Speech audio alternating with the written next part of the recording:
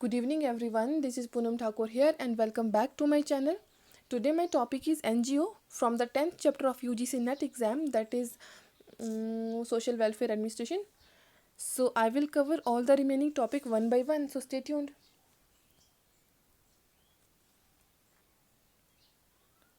तो आज का जो मेरा टॉपिक है वो नॉन गवर्नमेंटल ऑर्गेनाइजेशन है।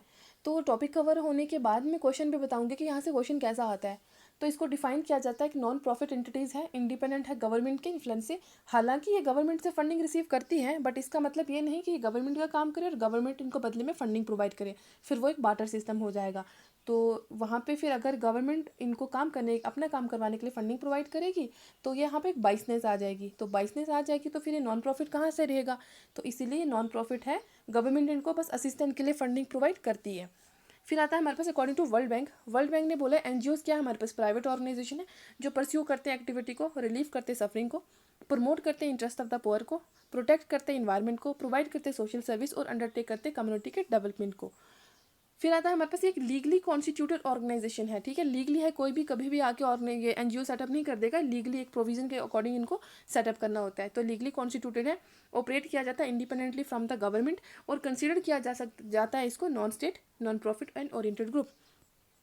साथ ही साथ इसे सिविल सोसाइटी ऑर्गेनाइजेशन बोला जाता है, चैरिटेबल ऑर्गेनाइजेशन बोला जाता है और वॉलेंट्री ऑर्गेनाइजेशन बोला जाता है। क्योंकि चैरिटी पे चलता है और वॉलेंट्री ऑर्गेनाइजेशन इसलिए क्योंकि लोग अपनी मर्जी से आके जुड़ते हैं। अब एनजीओ क्या है हमारे पास, वॉलेंट्री ऑर्गेनाइजेशन है that work toward a social cause and social justice के लिए काम करते हैं। इनका सिग्निफिकेंट स्पेस को होल्ड करते हैं सिविल सोसाइटी में। By the support of the government ये एक्सेलरेट करते हैं अपनी डेवलपमेंट एक्टिविटीज़ को, जैसे कि पॉवर्टी को एलिवेट करने में, कास्टिज्म को डिस्क्रिमिनेट करने में, जो भी कास्टिज्म और डिस्क्रिमिनेशन चलता है उसको एलिवेट करने में हेल्प करता है। वुमेन्स राइट के regarding, child welfare, rural development, environment issues etcetera etcetera, government की हेल्प से इन सभी चीज़ों को करने में इनको स्पीड अप मिलता है। फिर आता है यूजली सेटअप है तो ऑर्डिनरी सिटीजन। ऑर्डिनरी सिटीजन मतलब कि जिनका सोसाइटी में एक मेन रोल होता है या जो सोसाइटी के लिए कुछ अच्छा काम करना चाहते हैं उनके द्वारा सेटअप किया जाता है। इसमें बहुत सारी एक्टिविटीज़ होती है, जैसे चैरिटेबल होता है, सोशल होता है, पॉलिटिकल होता है, रिलीजियस होता है एटसेट्रा। फिर इसको रजिस्टर्ड किया जाता है under Indian society registration act 1860। मतलब कि कोई भी एनजीओ जब खुद को आके इंडियन सोसाइटी रजिस्ट्रेशन एक्ट 1860 में रजिस्टर्ड करवाएगा एक पूरे प्रोविज़न के अकॉर्डिंग। फिर उसके बाद रिलीजियस इंडोमेंट एक्ट 1863, इसमें से किसी में भी करवा सकता है, जैसे इसमें करवा ले, इधर करवा ले, इधर करवा ले, या public trust laws of each state, ये 1882 में बना था। अब हमारे पास क्वेश्चन कहाँ से बन सकता है कि एनजीओ जो है वो रजिस्टर्ड किए जाते हैं under the Indian society act registration 1860 की जगह अगर यहाँ पे 1850 कर दिया जाएगा तो 1863 की तरह कुछ भी डेट को घुमाया फिराया जा सकता है, इसीलिए हमें डेट भी याद रखनी है। अब आता है हमारे पास आइडिया ऑफ एनजीओज की। जो एनजीओज का आइडिया वो कहाँ से आया, first half of the 19th century में इनिशिएट किया गया था सोशल रिफॉर्म मूवमेंट्स को। फिर रिकॉग्नाइज किया कि राइट्स ऑफ वुमेन के राइट्स की अनटचेबिलिटी, पुराने ज़माने में तो वुमेन्स का बहुत बुरा हाल था ना, तो वैसे अनटचेबिलिटी का भी था। तो उसको सुधारने के लिए कुछ जब चीज़ें चलाई गई तो वो एक एनजीओ का आइडिया ले लिया। फिर था then second half of the में बहुत सारे संगठन बन गए थे, जैसे ब्रह्मो समाज, आर्य समाज और रामाकृष्ण मिशन। तो ये फिर यहाँ से आइडिया जो था एनजीओ ने वहाँ से स्पीड अप हो गया। फिर था फंडिंग। तो फंडिंग के लिए क्या है, गवर्नमेंट जो है इनको फंडिंग प्रोवाइड करती है, क्योंकि गवर्नमेंट की ये स्कीम्स को क्या करते हैं, इम्प्लीमेंट करते हैं at the grass root level पे जाके। अब इसका मतलब ये नहीं गवर्नमेंट इनको बोलती है तुम हमारी स्कीम को इम्प्लीमेंट करो, हम बदले में तुम्हें इतना पैसा दे देंगे। गवर्नमेंट अपनी मर्जी से इनको असिस्टेंट प्रोवाइड करती है, सिर्फ असिस्टेंट प्रोवाइड करती है, कोई सैलरी फिक्स नहीं की है। इसलिए गवर्नमेंट क्या करती है, इम्प्लीमेंट ये एनजीओज गवर्नमेंट की स्कीम को इम्प्लीमेंट करते हैं ग्रास रूट लेवल पे जाकर के, और गवर्नमेंट इनको बदले में फंडिंग दे देती है। फिर था फॉरेन।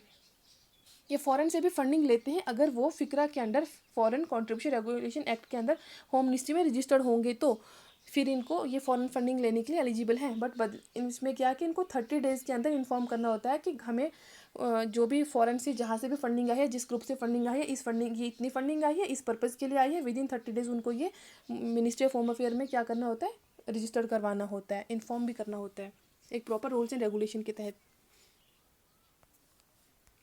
फिर द रोल क्या है एनजीओज के, raising the concern of people, लोगों के रेज करते हैं उनके कंसर्न को।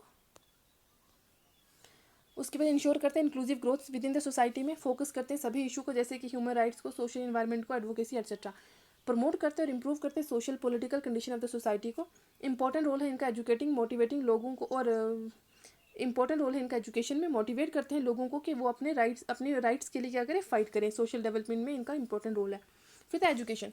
एजुकेशन में क्या करते हैं, प्रमोट करते हैं एजुकेशन को, पर्टिकुलरली वीकर सेक्शन पॉपुलेशन, जो भी वीकर सेक्शन होगी, गर्ल्स की एजुकेशन को प्रमोट करते हैं, डिप्राइव पीपल की एजुकेशन को, SC ST एटसेट्रा जो भी टारगेट ग्रुप है उनकी एजुकेशन को प्रोटेक्ट करते हैं और प्रमोट करते हैं। फिर आता है हमारे पास वुमेन एम्पावरमेंट। वुमेन एम्पावरमेंट में क्या है, अवेयर करते हैं वुमेन को उनके राइट्स के लिए, एक्टिवली पार्टिसिपेट करते हैं ताकि वो एक्टिवली इन्वॉल्व हो सके सोशल स्फेयर में। और इनके द्वारा कुछ लाए गए और भी इंपॉर्टेंट प्रोसेस हैं, जैसे सेवा साथी ना, एकलव्य है, दिशा एटसेट्रा। ये गवर्नमेंट इनके NGOs के द्वारा लाए गए कुछ वुमेन एम्पावरमेंट के लिए कुछ इनिशिएटिव्स हैं। अब इनका इंपॉर्टेंट रोल है किसमें, इन्वायरमेंटल अवेयरनेस में, रिहेबिलिटेशन में, प्रोटेक्टिंग डिग्निटी में, ह्यूमन राइट प्रोटेक्शन में एटसेट्रा। ये सब हो गया। फिर आता है हमारे पास लेजिस्लेशन, कॉन्स्टिट्यूशन प्रोविज़न क्या है। हमारे NGOs को सेटअप करने के लिए कुछ लेजिस्लेशन के द्वारा कुछ कॉन्स्टिट्यूशन प्रोविज़न भी हैं, जैसे कि फिक्रा है, फॉरेन कॉन्ट्रीब्यूशन रेगुलेशन एक्ट 2010 में, फॉरेन एक्सचेंज मैनेजमेंट एक्ट 1999 में, आर्टिकल 19 सेक्शन C में क्या बोला है, राइट टू फॉर्म एसोसिएशन। हमारे पास राइट है कि हम एसोसिएशन को फॉर्म कर सकते हैं। आर्टिकल 14(3) ने प्रमोट किया कोऑपरेटिव्स इन रूरल एरियाज़ में। तो ये सारे कुछ हमारे पास लेजिस्लेशन कॉन्स्टिट्यूशन प्रोविजन है, यहाँ से भी एग्जाम में क्वेश्चन बन सकता है। फिर आता है हमारे पास इश्यूज एंड चैलेंजेस क्या है। फंड्स मिलना डिफिकल्ट हो जाता है, ओवर रेगुलेशंस है इसमें, कल्चरल हर्डल्स हैं, कल्चरल कुछ बैरियर्स हैं, प्रॉपर नेटवर्किंग नहीं हो पाती है। प्रॉपर नेटवर्किंग मतलब कि ग्रास रूट लेवल पे जाकर के जैसे वॉलंटरी अच्छे से कोई काम नहीं कर पाता है कुछ भी, तो एक प्रॉपर एक नेटवर्किंग सेट नहीं हो पाती है। और गवर्नेंस की भी कमी है, लैक ऑफ गवर्नेंस। ये सारे कुछ इश्यूज हैं हमारे पास इसमें। फिर था हमारे पास और भी इश्यूज हैं, जैसे difficult to monitor. Difficult to monitor क्यों है, क्योंकि lack of accountability and transparency. हमें नहीं पता कि NGOs में कहाँ से आ रहा है, कितना पैसा आ रहा है, तो उसको में एक लैक ऑफ अकाउंटेबिलिटी और ट्रांसपेरेंसी भी है। फिर बाइसनेस भी है। बाइसनेस मतलब जिस पार्टी से ज़्यादा फंड आ रहा है तो उस पार्टी को ज़्यादा ही प्रमोट कर दो। तो फिर आता है फॉरेन इंटरफेरेंस है, अल्टीरियर मोटिव है, कोई देश के लिए हानिकारक ना हो। मनी लॉन्ड्रिंग है, मतलब इधर का पैसा उधर, उधर का पैसा, ऐसे मनी लॉन्ड्रिंग के केसेस भी हैं। तो ये सारे कुछ इश्यूज़ हैं NGOs में। अब सारे NGOs तो नहीं है कि सारे वेलफेयर के लिए काम करें, कुछ जो है ह्यूमन टेंडेंसी है ना, तो थोड़ा सा बीच में बाइसनेस आ जाती है, तो ये सारे इश्यूज़ जो है नेगेटिव फीडबैक में चले जाते हैं। फिर आता है हमारे पास 2015 में होम मिनिस्टर ने कैंसिल किया था फिक्रा लाइसेंस 10,000 ऑर्गेनाइजेशन के, इंक्लूडिंग जिसमें प्रोमिनेंट ऑर्गेनाइजेशन भी थे, जैसे कि फोर्ड फाउंडेशन था, इन्वायरमेंटल था, ग्रीन पीस था एटसेट्रा। तो ये कुछ हमारे पास 10,000 ऑर्गेनाइजेशन के कैंसिल किए थे लाइसेंस फिक्रा में 2015 में। अब फिक्रा है क्या हमारे पास, फर्स्ट एनेक्ट हुआ था 1976 में, बाद में अमेंड हुआ था 2010 में। अब इसमें क्या है, जो भी NGOs हैं, सभी NGOs जो हैं फॉरेन फंडिंग लेने के लिए एलिजिबल हैं या रजिस्टर्ड हैं, लेकिन उनको रजिस्टर करना है किसके अंडर, फिक्रा के अंडर, होम मिनिस्ट्री में, with the home affair, ministry of home affair में खुद को रजिस्टर करना है, तो वो फॉरेन फंडिंग लेने के लिए एलिजिबल हैं। Can receive foreign contribution for social, education, religious, economic and cultural purpose के लिए इनको क्या करना है, फंडिंग लेनी है। फंडिंग लेने के एक प्रॉपर इनको एक वो बनाना है, क्या बनाना है, एक फॉर्म फिल करना होता है, उसमें उनको बताना होता है कि हम जो है किस पर्पज़ के लिए फंडिंग ले रहे हैं। इनिशियली रजिस्टर किया जाता है इसको 5 ईयर के लिए, ठीक है। यहाँ से भी क्वेश्चन बन सकता है कि NGOs को स्टार्टिंग में जब वो मिलता है, लाइसेंस मिलता है फिक्रा के अंडर, तो कितने साल के लिए मिलता है, तो 5 ईयर के लिए मिलता है, फिर उसको रिन्यू किया जाता है सभी नॉर्म्स के साथ। फिर तक कंपलसरी फाइल एनुअल रिटर्न, अगर वो इनकम टैक्स रिसीव करे फॉरेन फंडिंग, तो वो इनकम टैक्स देने के लिए एलिजिबल है, उनको इनकम टैक्स देना है। फिर रहता है इन 2015 में NGOs are required to give an undertaking. 2015 में NGOs के लिए कंपलसरी कर दिया था कि उनको एक अंडरटेकिंग देनी है कि जो वो एक्सेप्टेंस कर रहे हैं फंड्स की, फॉरेन फंड्स से, वो कोई देश के लिए हानिकारक ना हो, देश की सोवरेनिटी, इंटीग्रिटी या इंडिया का जो दूसरी कंट्रीज़ के साथ फ्रेंडली रिलेशन है उसके लिए उसको इम्पैक्ट ना करे या डिस्टर्ब ना करे कम्युनल हार्मनी को। तो इसके लिए उनको एक अंडरटेकिंग देनी है NGOs को, तो 2015 से कंपलसरी कर दिया था।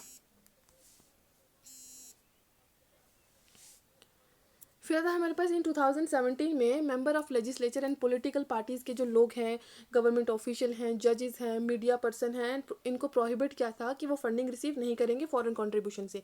लेकिन 2017 में मिनिस्ट्री ऑफ होम अफेयर ने एक फाइनेंस बिल के थ्रू ये बोला कि पॉलिटिकल पार्टीज़ जो हैं फंड्स ले सकती हैं, लेकिन उसमें अगर इंडियन की सब्सिडरी या फॉरेन कंपनी में जो इंडियन की सब्सिडरी 50% से ज़्यादा के शेयर्स हैं, तो फिर ये लोग फॉरेन फंडिंग लेने के लिए एलिजिबल हैं, ये फॉरेन फंडिंग ले सकते हैं। पर इसके लिए क्या होता है, इससे पहले मतलब जब पार्लियामेंट से ये जजमेंट आई थी या पार्लियामेंट ने जब इनको अलो किया था फंडिंग लेने के लिए, उससे पहले ADR है। ADR मतलब एसोसिएशन ऑफ डेमोक्रेटिक रिफॉर्म, इन्होंने बीजेपी और कांग्रेस के लिए केस फाइल किया था 2013 में। 2013 में इन्होंने ये बोला था कि ये जो है फिक्रा के तहत इससे फंडिंग नहीं ले सकते हैं, तो ये कैसे फंडिंग लेते हैं। तो फिर बाद में बीजेपी और कांग्रेस ने गिल वो कर दिया, काउंटर स्यू फाइल किया, अपील फाइल की थी, जिसमें वो फिर 2017 काउंटर स्यू फाइल की थी उन्होंने। उसमें इन्होंने ये बोला था कि 17 में अपना केस उन्होंने खुद ही वापस ले लिया, क्योंकि तब पार्लियामेंट ने बोल दिया था कि जो 50% का जो शेयर है वो ले सकते हैं। तो इसके लिए एडीआर करके केस आता है जिन्होंने फाइल किया था बीजेपी और कांग्रेस पे। फिर एक क्वेश्चन आता है हमारे पास कि डू एनजीओ जो है कम अंडर आरटीआई एक्ट, क्या वो आरटीआई के एक्ट के अंदर आते हैं। तो आरटीआई एक्ट के अंदर कौन से एनजीओज आते हैं। सुप्रीम कोर्ट ने ये बोल दिया कि जो एनजीओज सब्सटेंशियली फाइनेंस किए जाते हैं डायरेक्टली या indirectly by the government fund fall with in the ambit of the RTI act 2005। तो वो वाले एनजीओज जो ज़्यादा मतलब 50% से ज़्यादा का जो शेयर गवर्नमेंट से लेते हैं डायरेक्टली या इनडायरेक्टली, तो वो जो है आरटीआई के प्रोविज़न में आ जाते हैं। तो फिर हमारे पास अगर हमारे पास कभी ऑप्शन आ जाएगा तो सब्सटेंशियली जो फाइनेंस होते हैं, जो 50% ज़्यादा का शेयर गवर्नमेंट से लेते हैं, तो वो एनजीओज के उसमें आते हैं, एम्बिट में आते हैं। Thank you for watching. मैं वो स्लाइड ऐड करना भूल गई हूँ, जो एक एनजीओ पे क्वेश्चन था, वो मैं नेक्स्ट वीडियो में अपडेट कर दूँगी उस वाले क्वेश्चन को कि यहाँ से कैसा क्वेश्चन आता है। So thank you for watching. अगर अच्छा लगा हो तो लाइक शेयर और कमेंट जरूर कीजिए। Thank you.